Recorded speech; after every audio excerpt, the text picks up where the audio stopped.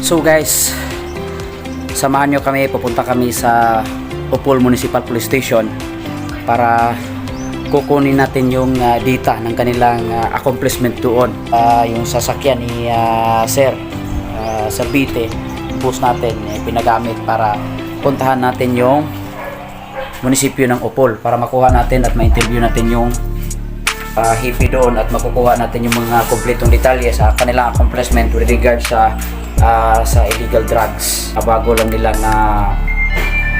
na-aresto sa bypass operation daw. So titingnan natin doon kung ano ba ang nangyayari at paano nila nakuha at ng Upol Municipal Police Station.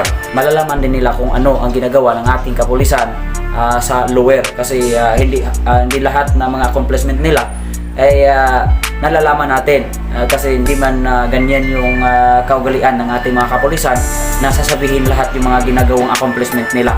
Ang problema lang dyan, laging nalalaman ng mga tao yung mga negative lang. Kaya nga ngayon, iparating natin sa inyo ang mga accomplishment ng ating mga kapulisan.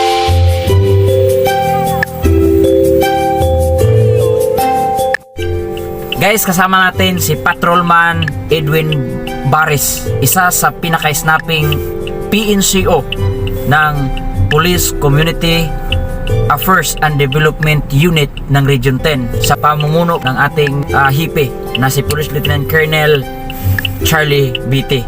So samahan nyo kami, puntahan natin ang Upol Municipal Police Station.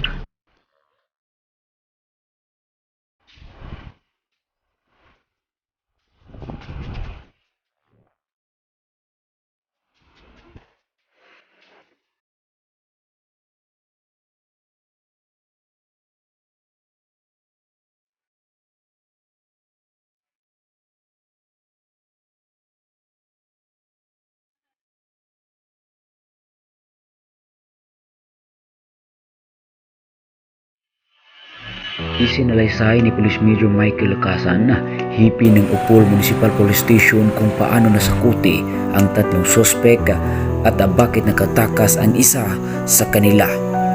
Nakuha din sa tropa ni Police Major Michael Lacasan ang hinihinalang shabu na may halagang mahigit 100,000 piso at isang kalibre 38 na baril na may kasamang 5 live ammunition.